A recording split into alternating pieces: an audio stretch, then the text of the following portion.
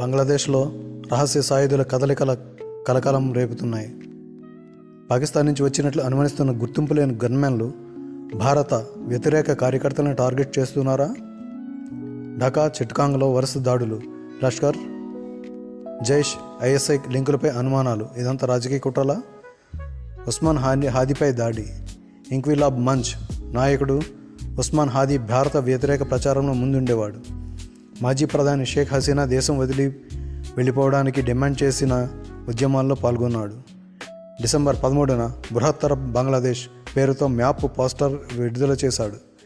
ఇందులో బంగ్లాదేశ్తో పాటు బర్మా ప్రాంతాలు, అస్సాం, పశ్చిమ బెంగాల్, బీహార్ జిల్లాలు చేరాయి. పూర్తి జమ్మూ కాశ్మీర్, పంజాబ్ను పాకిస్తాన్లో చూపించడంతో పెద్ద వివాదం రేగింది. కొందరు మద్దతు తెలపగా ఇతరులు తీవ్రంగా వ్యతిరేకించారు. డిసెంబర్ 14న మసీదు ప్రార్థనలు ముగించి రిక్షాలో వెళ్తుండగా హెల్మెట్ ధరించిన ఇద్దరు బైకర్లు 2 రౌండ్లు కాల్పులు జరిపారు. హాదీ అక్కడే కూలాడు. 50 లక్షల టాకా బహుమతి ప్రకటించిన బంగ్లాదేశ్ ప్రభుత్వం. ఆరోపణలు ఖండిస్తున్న భారత్. ఏది ఏమైనా కానివ్వండి, ఈ రహస్య సాయుధుల వలన భారత్కు మంచే జరుగుతుంది.